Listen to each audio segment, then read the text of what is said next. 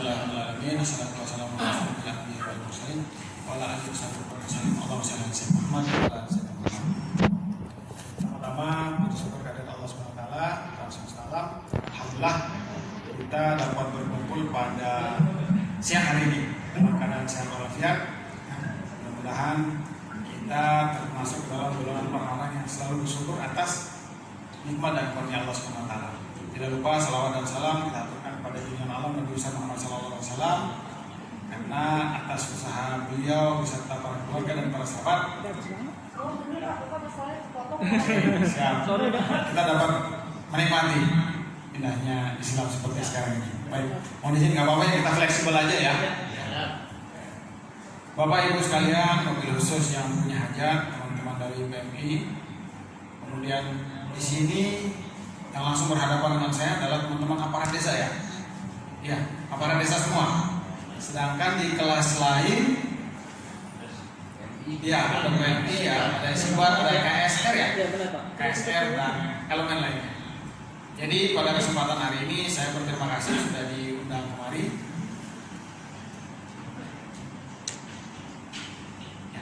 Jadi pada kesempatan siang hari ini saya hanya, kalau dengan teman-teman yang aparat desa, saya hanya mengulas sedikit, ya, saya hanya mengulas sedikit.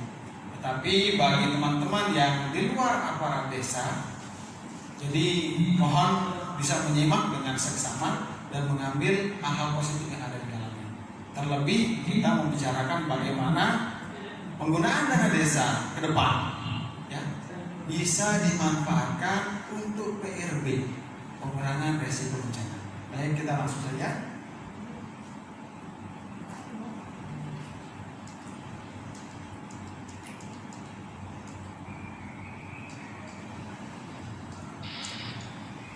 Baik Bapak Ibu sekalian, sekilas tentang saya Wahyu Hidayat, lahir 31 Maret 1986, hobi olahraga, saat ini sebagai Kepala Bidang Pemerintahan Desa BPPD Dukcapil Provinsi Nusa Tenggara Barat. Jadi pada pagi hari ini saya mewakili dinas saya untuk menyampaikan sekelumit mengenai penggunaan dana desa. Sebelum kita masuk ke materi, saya ingin tanya kepada Bapak Ibu sekalian yang ada di sini maupun yang ada di kelas lainnya. Kelihatan nggak? Nggak kelihatan ya? Di kelas lain nggak kelihatan kayaknya.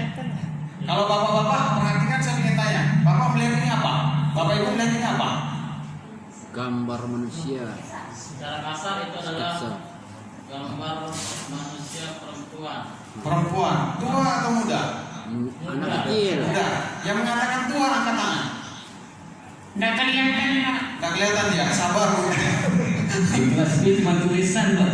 Oke, sebentar. Tunggu kelas B, tunggu kelas C. Ya. Jadi sekilas Bapak Ibu yang di ruangan A melihat ini gambar apa? Perempuan. Tua atau muda? Muda. Muda. Yang mengatakan tua? Karena saya suka muda.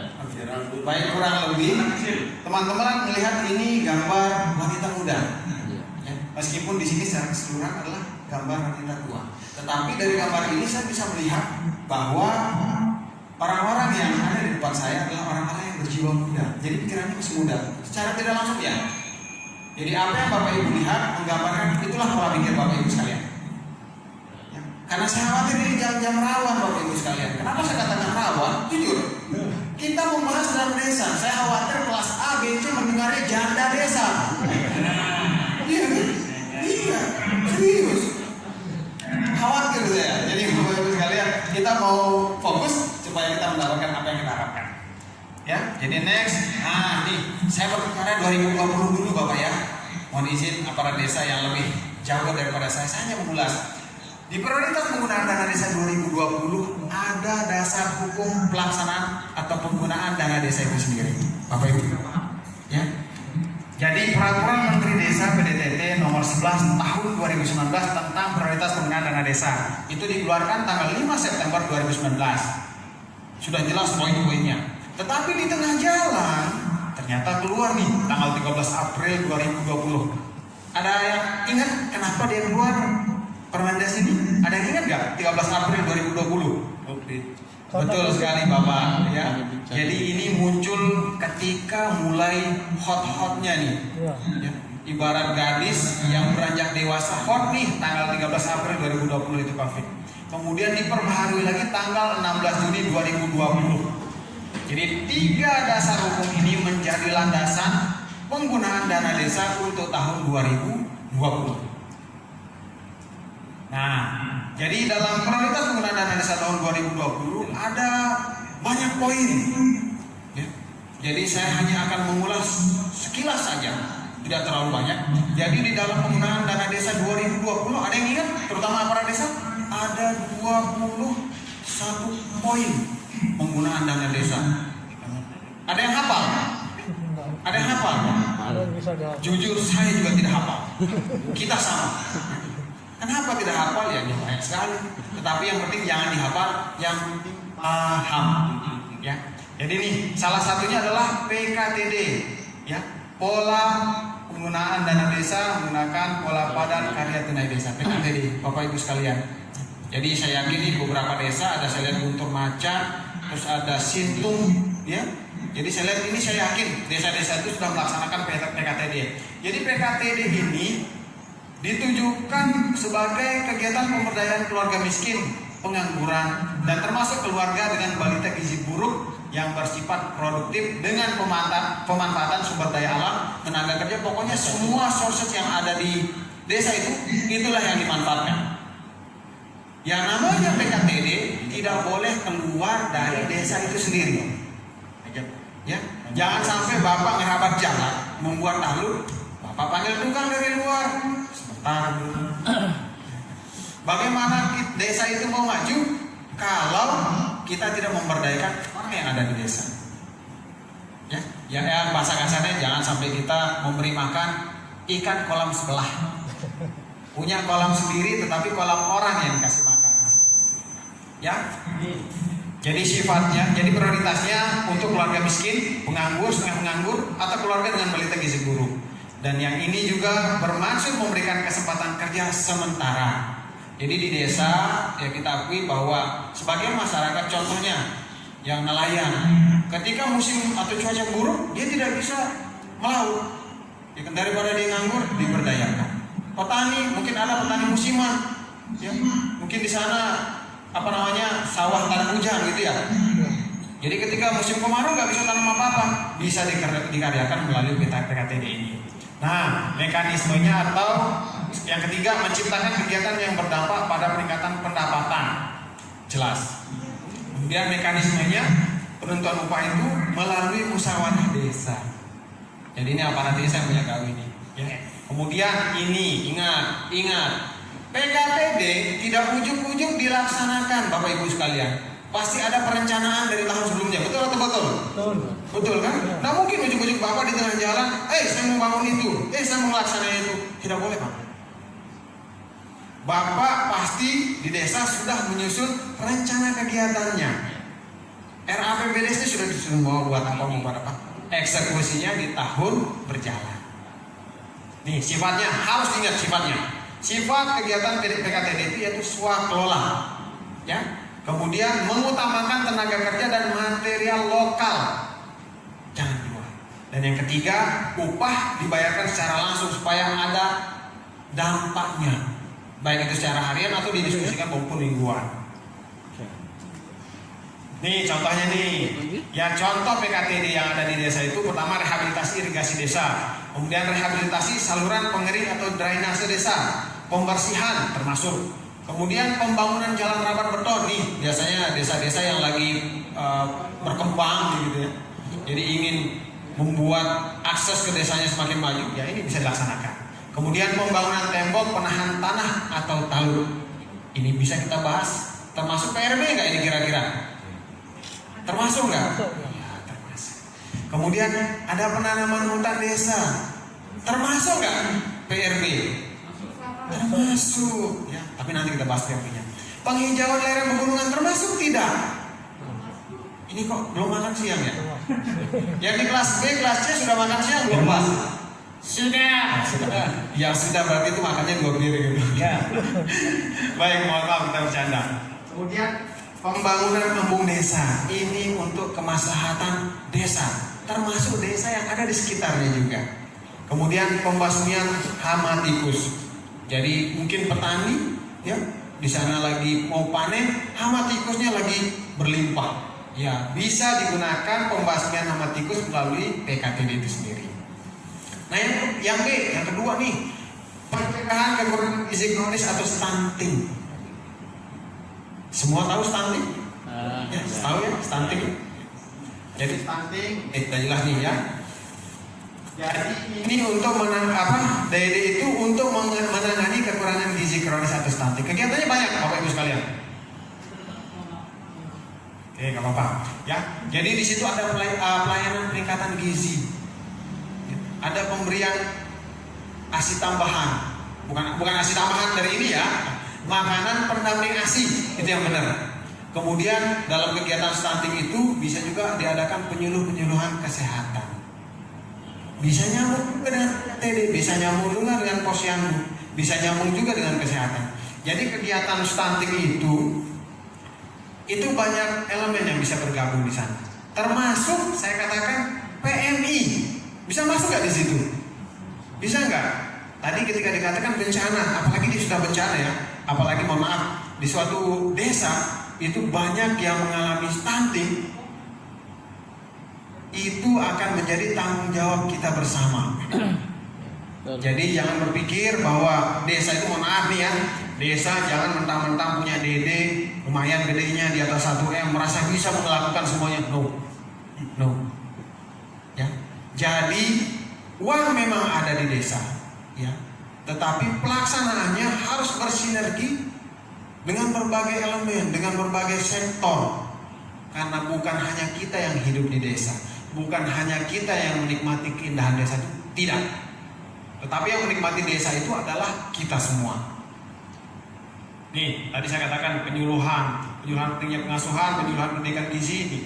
Penyuluhan termasuk pelatihan kader kesehatan. Ya. Jadi PKTD itu juga digunakan, DD juga digunakan untuk pencegahan stunting.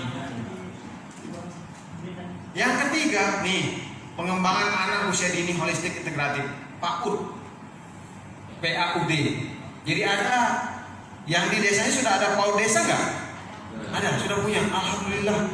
Itu adalah wujud keberpihakan pemerintah desa untuk masyarakat yang ada di situ. Keterlaluan, ya, ketika desa mau berkembang, tetapi fasilitas pendidikan tidak diberikan kepada masyarakat. Bagaimana desa itu mau maju ketika masyarakatnya tidak memiliki ilmu yang tinggi? Maka dari sejak dini sudah dilaksanakan pengembangan anak usia dini. Ini jelas nih fasilitas apa-apa yang bisa disiapkan melalui DD itu sendiri.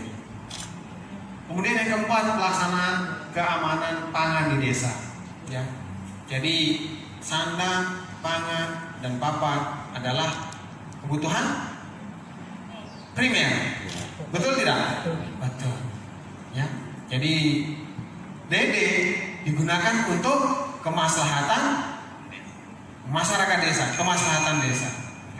Poin-poinnya ya ini. Ya, pelaksanaan keamanan pangan di desa. Contohnya apa nih? Pembentukan dan pelatihan kader keamanan pangan, sosialisasi bisa digunakan DD itu sendiri. Ya. Termasuk nanti sosialisasi PRB bisa masuk di sini. Kemudian peningkatan pengetahuan tentang pengawasan produk pangan, penyediaan sarana informasi keamanan seperti poster, leaflet, dan spanduk. Jadi jangan hanya berpikir bahwa DD itu hanya untuk fisik saja, Bapak Ibu sekalian. Selanjutnya nih, pelayanan pendidikan bagi anak ini adalah tindak lanjut dari pengembangan pendidikan anak usia dini yang tadi. Nih, contohnya nih. Jadi di sini bisa digunakan untuk bantuan biaya pelatihan guru, bantuan biaya operasional penyelenggaraan pendidikan, perpustakaan. Jadi Bapak Ibu sekalian, tempo hari sempat saya turun ke beberapa desa, ada desa yang punya perpustakaan desa. Ya. Bagus itu. Tetapi di satu sisi bisa juga digunakan DD itu untuk pembangunan perpustakaan di luar kantor desa. Ya, dalam artian misalkan di situ dibuat satu wilayah atau lokasi pendidikan untuk anak-anak, bisa disediakan perpustakaan mini untuk mereka di sana. Ya kalau bisa saya tantang Bapak Ibu sekalian. Kalau misalkan di sana ada roda 3 katanya, beberapa desa menyiapkan roda 3, ya kan? Tetapi cenderung roda 3-nya itu untuk ngangkut sampah, benar nggak? Betul. Kalau Kalau roda 3 itu saya belum pernah nih menemukan ya. Kalau roda 3 itu digunakan untuk PRB bisa nggak? Sistem informasi PRB. Atau juga bisa yang lainnya. Bisa nggak kira-kira mobil roda 3 itu digunakan sebagai perpustakaan berjalan? Bisa. Tapi ada yang sudah melakukan itu? Sudah, perpustakaan berjalannya sudah. Alhamdulillah sudah. Desa mana Bu? Sugian, luar biasa Sugian. Ya. Jadi saya mengharapkan desa-desa tadi, jadi jangan hanya berpikir roda 3 itu untuk ngangkut sampah. No. Roda 3 itu adalah alat serbaguna. Mau dia ngangkut hasil panen mungkin bisa, mau ngangkut sampah bisa, mau dijadikan di situ ditaruhkan dia toa. Ketika ada ancaman bahaya, ancaman bencana dan lain sebagainya, Bapak bisa gunakan itu sebagai media untuk menyebarluaskan informasi. Keliling pakai motor itu, Bapak Ibu sekalian warga desa, musim penghujan sudah mulai datang. Antisipasi, silakan jangan membuang sampah sembarangan, irigasi kita diperhatikan dan lain sebagainya. Kita manfaatkan apa yang ada di sekeliling kita. Jangan hanya terfokus satu hal saja, sampah iya, tetapi bisa juga kita manfaatkan untuk yang lain. Nih, sama nih pengembangan ketahanan dan kesejahteraan keluarga. Ini masih tindak lanjut dari yang tadi, masih nyambung nih Bapak Ibu sekalian. Nih, ini juga nih termasuk penting nih, ya. Selain kita berbicara tentang PRB ini juga nih, pencegahan penyalahgunaan dan peredaran gelap narkoba. Tidak apa-apa, mohon izin panitia, saya menyampaikan singgung sedikit yang lebih dalam ini juga. Saya tempoh hari berdiskusi dengan kepala BNN. Ya, mohon maaf Bapak Ibu sekalian. Jadi narkoba ini sekarang sudah tidak berbicara kota. Mohon maaf. Peredaran itu sudah mulai ada di desa. Dan itu adalah fakta. Tetapi kita tidak bisa buka nama-nama desanya, tetapi saya berharap silakan Bapak Ibu sekalian ini menjadi catatan penting. Untuk 2021 BNN kita yang provinsi maupun kabupaten kota sudah mulai menyiapkan program. Nanti mereka akan bersinergi dengan pemerintah desa untuk melaksanakan pencegahan penyalahgunaan dan peredaran gelap narkoba. Tidak ada gunanya kita kaya, kita makmur, tidak ada gunanya kita punya fasilitas, tetapi generasi muda kita, terutama yang menjadi target mereka ini, dicekcoki dengan narkoba. Tidak ada gunanya. Yang ada kita capek. Dan ingat, narkoba itu adalah virus. Dia akan menyebar satu ke yang lainnya. Ya, tolong diperhatikan ya. Oke. Nih, bisa juga tuh, ini itu digunakan untuk pembelajaran dan pelatihan kerja. Ada nih. Jadi saya tempoh hari di sedang. Jadi di kecamatan di satu kecamatan itu sedang dilaksanakan pelatihan pembelajaran dan pelatihan kerja untuk masyarakat yang ada di sana. Konsultannya kemarin menghubungi saya, ternyata dia juga bisa digunakan untuk itu. Intinya pokoknya bisa bermanfaat untuk masyarakat lah. Mereka mendapatkan skill, secara tidak langsung mereka bisa bekerja dengan skill yang mereka miliki dan akhirnya mereka mendapatkan income, pendapatan. Ya, nah ini nih pengembangan desa inklusi. Jadi alhamdulillah kalau desa-desa yang ada di sini aksesnya bagus, akses ke desanya bagus. Atau ada desa terpencil di sini? Ada bagus. Bagus semua. Ya, alhamdulillah. Tetapi di sana ada yang termasuk desa inklusi nggak? Paham nggak inklusi? Nih, Denny, ya. Jadi inklusi itu adalah adanya kelompok termarginalkan, masyarakat rentan, termasuk yang stunting tadi itu, yang seringkali tidak mendapatkan perhatian secara tepat. Jadi desa-desa yang termasuk desa inklusi itu harus benar-benar memfokuskan bagaimana nih. Disabilitas juga termasuk dalam inklusi. Kalau dia banyak di desa bapak, desa ibu penyandang disabilitas, bisa jadi dia termasuk ke dalam desa inklusi. Dan orang-orang seperti itu harus mendapatkan perhatian lebih. Ya, coba dicek nanti datanya, ingat berapa yang disabilitas, tunanetra, yang tidak bisa jalan dan lain sebagainya. Coba dicek. Termasuk nih pengembangan produk unggulan desa atau kawasan perdesaan. Jadi silakan nih produk-produk unggulan Bapak bisa dikembangkan ya dengan menggunakan dana desa. Saya lanjut saja. BUMDes sudah jelas ya, dari ketahanan pangan dan lain sebagainya itu bisa dikelola, bisa dikembangkan melalui BUMDes. Semua insya Allah punya BUMDes sudah. Mudah-mudahan bagi yang belum, tapi dari 995 desa plus 10 desa yang baru ditetapkan itu alhamdulillah yang sudah memiliki BUMDes secara resmi itu sekitar hampir 800. Ya, yang belum itu sedang kita dorong. Pasar desa masih nyambung sama BUMDes. Oke. Pembangunan embung kecil dan bangunan penampung air lainnya di desa. Nah, ini nih, ya. Ini adalah salah satu hal penting. Selain ya, pembangunan embung itu selain untuk mencegah kekeringan, juga mencegah terjadinya banjir. Tetapi alhamdulillah saya lihat di Lombok maupun di Sumbawa, embungnya itu jarang menyebabkan banjir karena embungnya kering.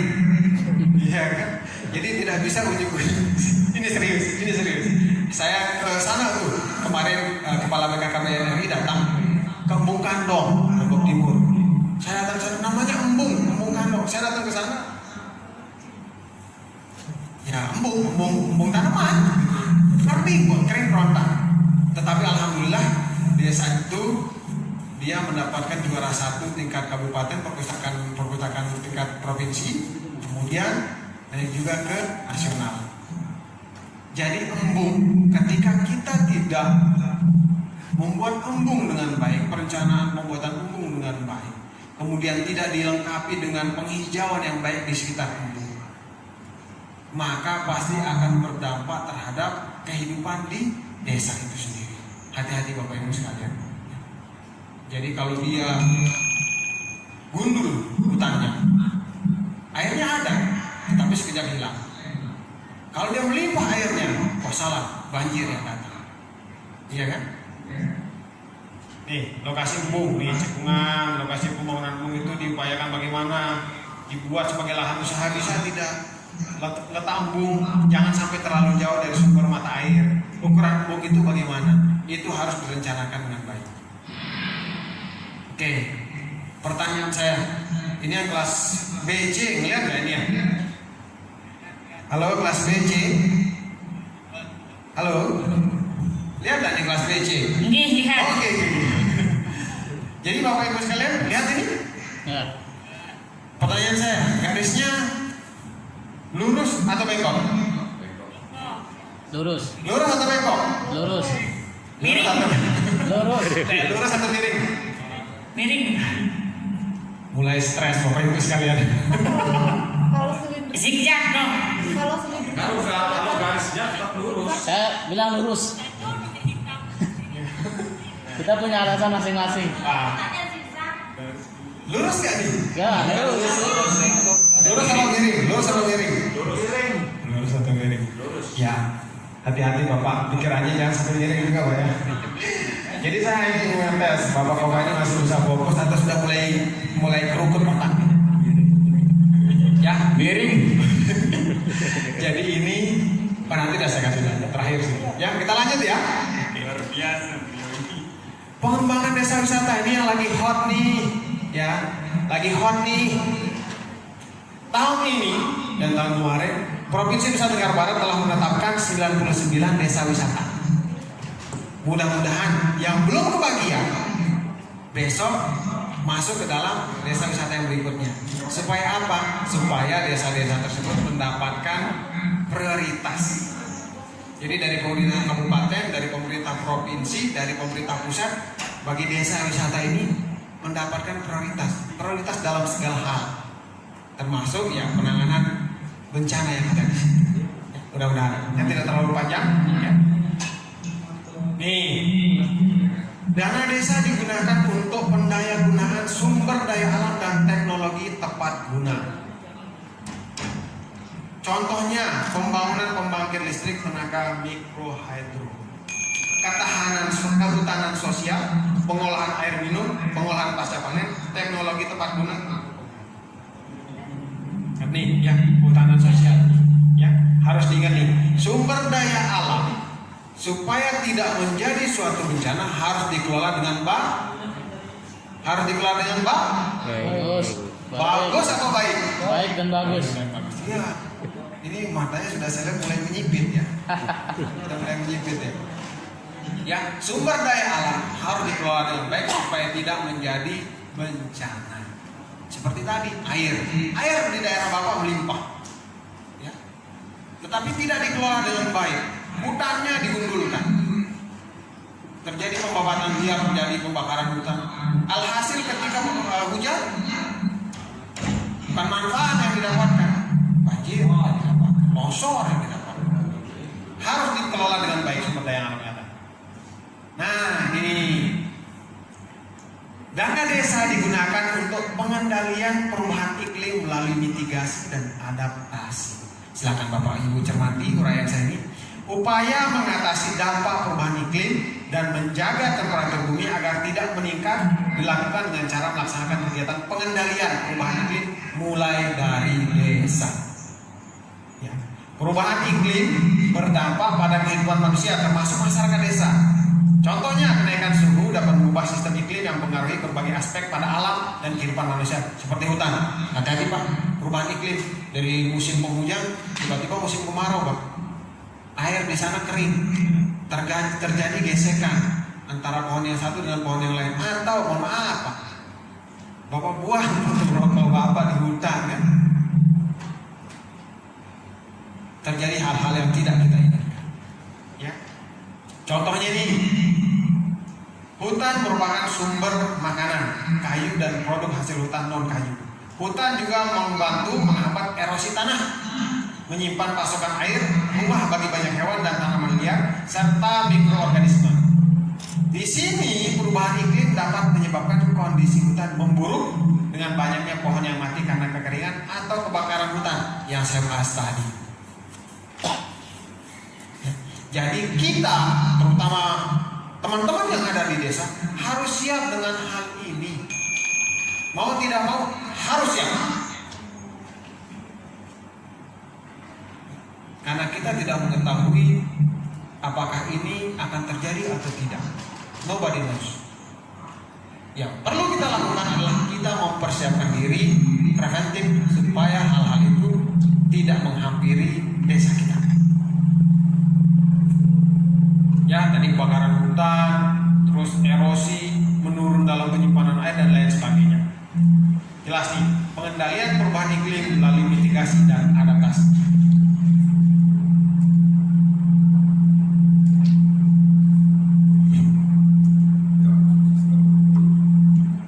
Bisa?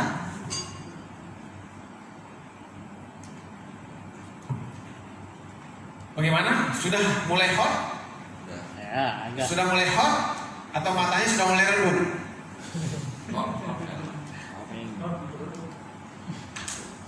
Belum bisa jalan ya?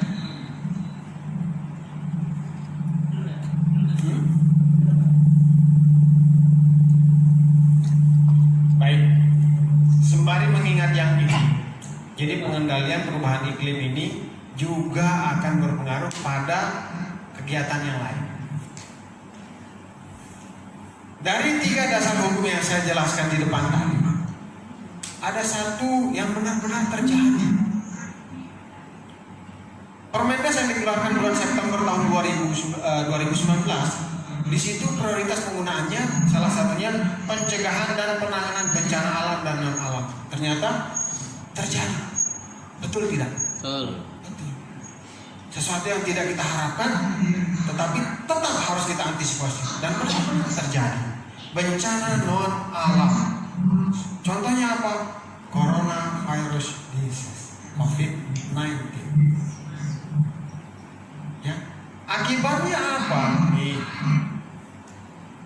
bencana non alam ini secara tidak langsung mempengaruhi pertama Ekonomi. Bapak pikirnya ekonomi. Bapak pikirnya sosial. Yang pertama, yang diserang sama COVID itu apa? Kesehatan. Kesehatan. Selain kesehatan, yang kedua, Tadi ekonomi. ekonomi, betul. Yang ketiga, interaksi. sosial, Sosial. Sosial. dan lain sebagainya. 4 hal itu saja sudah hal pokok dalam hidup kita. Ya. Betul tidak? Kesehatan, Betul. ekonomi, ya, sosial, apa yang satu? 3 ya tadi ya? 3. Keren 4. Jadi ketika terjadi bencana non alam, terjadi pergeseran penggunaan dana desa. Di tengah jalan keluarlah ya Permendes bulan April 2020. Diperbaharui lagi Permendes bulan Juni 2020. Dana desa yang kita mau bahas tadi, mohon maaf Bapak, 21 poin. Ternyata mengerucut ketika terjadi bencana menjadi 3 poin. Bapak, terutama para desa harus pahami. Prioritas penggunaan dana desa untuk tahun 2020 ada 3 poin. Yang pertama, ini pasca pandemi ya, bukan pasca, ketika pandemi. Yang pertama adalah dana desa untuk penanganan COVID. Yang kedua, dana desa untuk BLT DD. Dan yang ketiga, dana desa untuk PKDD. Jadi PKDD ini masih menjadi meskipun pandemi, tetapi dana desa itu tetap harus menyisihkan untuk PKDD. Ada yang paham kenapa disisihkan PKDD itu tetap harus ada? Ada yang paham di tengah pandemi kok PKDD ada? Kasarnya begini, banyak teman-teman kita yang bergaul, ya, tetapi di tengah jalan pandemi hilang pekerjaannya. Sektor ekonominya runtuh.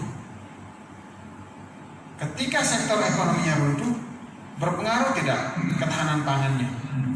Iya, ketahanan pangannya goyang, kesehatannya ikut goyang. Makanya mohon maaf Bapak Ibu sekalian, ketika Bapak Ibu ke pasar mungkin dulu ya ketika lagi hot-hotnya pandemi COVID ini di daerah kita, ketika pasar hendak ditutup, toko